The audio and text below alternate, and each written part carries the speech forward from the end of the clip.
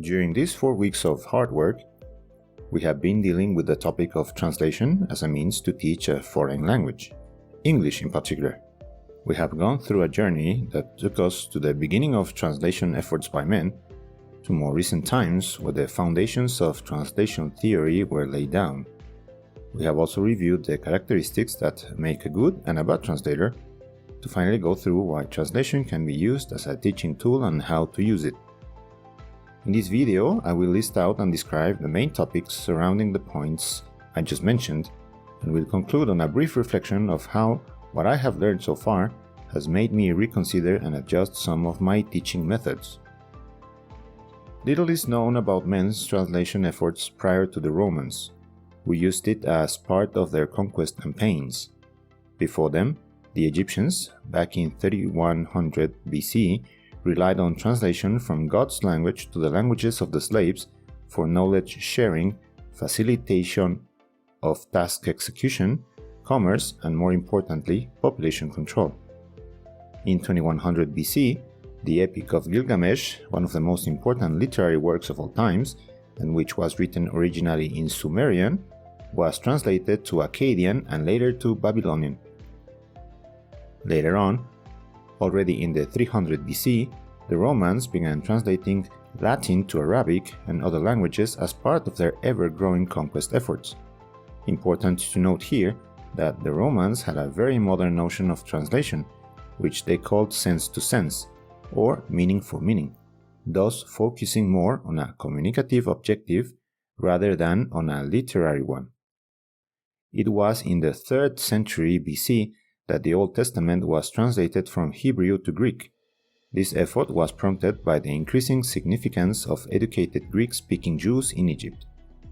In the year 20 BC, the term metaphrase, which refers to literal translation, word by word and line by line translation, was first used by Philo Judaeus, a Hellenistic Jewish philosopher who lived in Alexandria, the Roman province of Egypt. In more modern times, already in the 16th century, translation began to be used as a technique when learning Greek or Latin. In the 19th century, the grammar translation method became the main technique for language learning.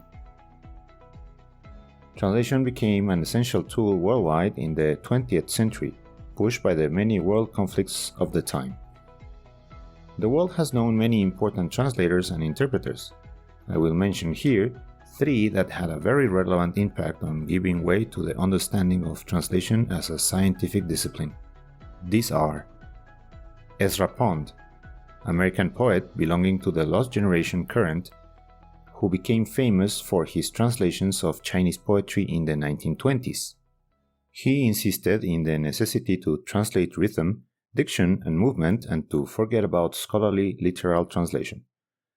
Willard Van Orman Quine, an American philosopher who wrote The Word and Object in 1960, in which he exposed the idea that in languages there is no such thing as equivalence. There will always be a problem of referentiality and indeterminacy, dependent on text type and the target of the translation. Finally, Eugene Nida, American linguist and father of the dynamic and formal equivalence theory for biblical translations, presupposed that there is always an underlying meaning to the original text, which is accessible to the translator and makes the form of the message totally unimportant. He states that words are labels that can be changed, replaced, or modified in order to effect communication. Messages always come from a higher source. In his view, the translator has to be invisible, and the best translations always read as originals in the target language. Regardless of the importance of translation through the history of humanity, the debate still rages upon whether if it is at all possible to translate. This is called the translatability debate. Some, like Bloomfield, think that only scientific texts can be translated. Some, like Valentin Garcia Yebra, believes that even if transferring a discourse from one language to another is a very difficult task, it is not impossible. The great Octavio Paz was of the idea that translation is possible, especially if the difference in culture is taken into consideration. All of this takes us to the topic of translation theory and translation studies. Translation studies is an academic interdiscipline that deals with the systematic study of the theory, description and application of translation, interpreting and localization. James S. Holmes, a Dutch-American poet who presented his influential paper, The Name and Nature of Translation Studies, at the Third International Congress of Applied Linguistics in Copenhagen in 1972, is considered the founding father of the discipline. Moreover, he proposed a classification of the new discipline that was later mapped by Gideon Toury in his 1995 book, Descriptive Translation Studies and Beyond.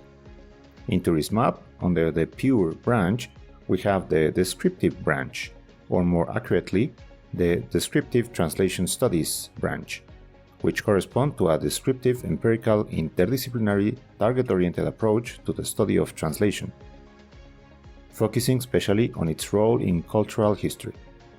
Developed in the 1970s, DTS has recently branched out in several directions, including technical and audiovisual translation or interpreting. Its importance relies on the fact that translation models are part of it.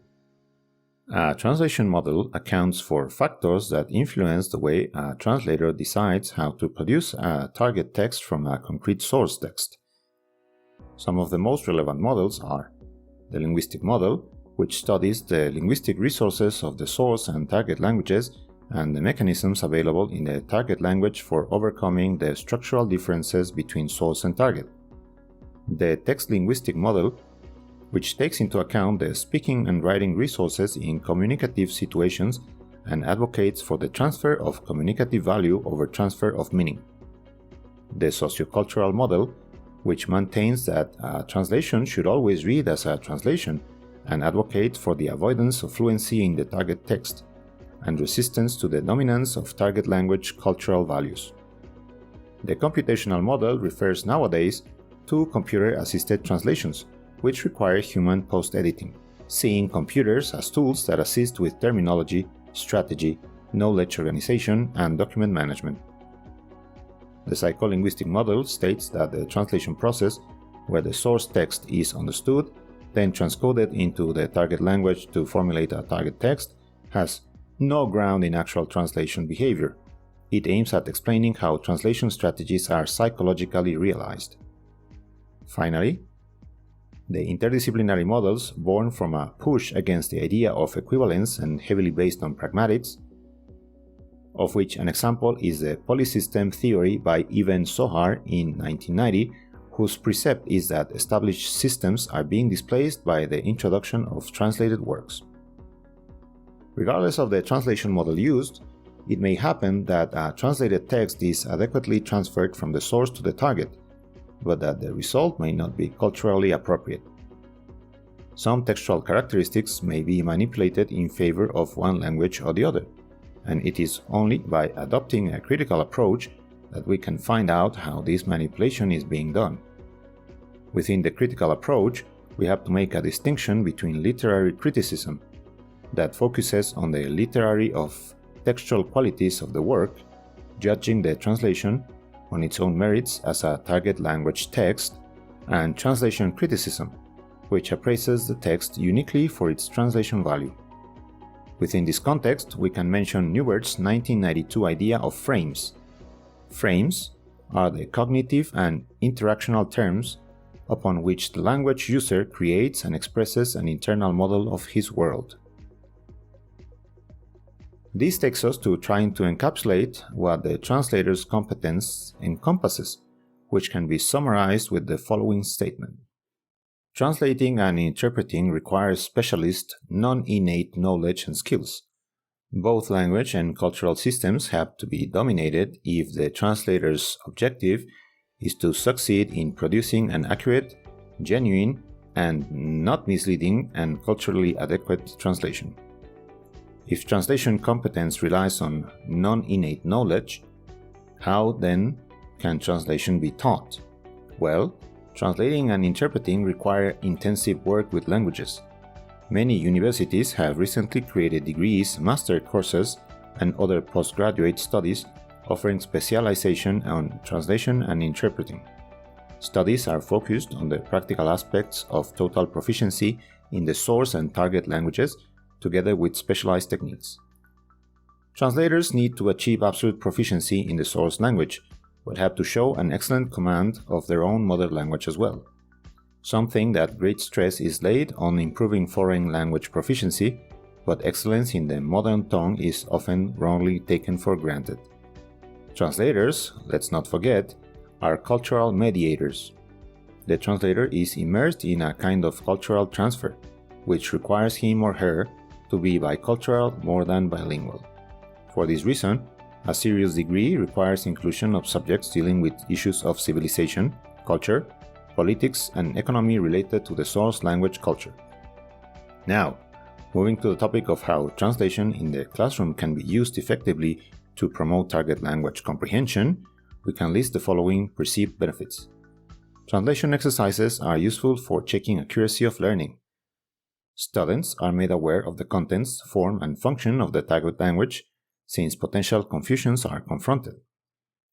Translation is a means of confirming or refuting hypotheses made about the target language.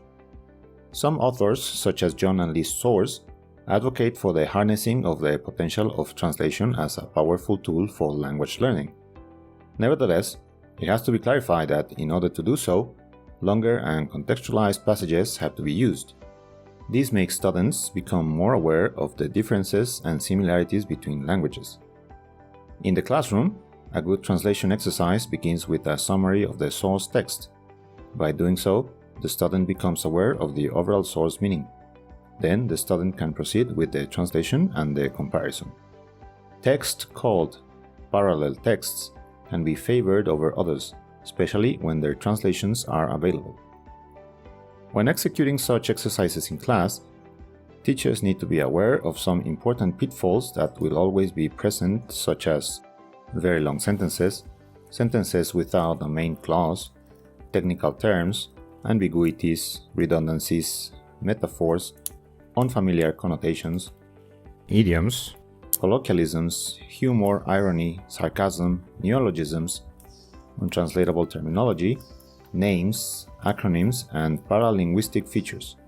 All of these can make a simple exercise lose scores.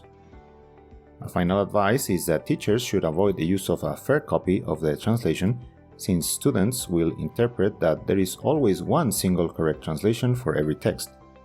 They will get demotivated and will develop a sense of failure if their translation differs from the fair copy. Moreover, never grade translations. Use them to help the student better grasp the foreign language and culture only. As a final thought, I have to say that I have increased the use of translation exercises in class. For example, I would start with an audio, solve some audio-related quiz, then hand the transcript over, ask students to read it out loud, then I ask them to translate the transcription with the objective of making them aware of the differences and similarities between Spanish and English. This has proven effective for topics such as collocations and phrasal verbs, so I intend to keep including such dynamics in class for both my English and French students.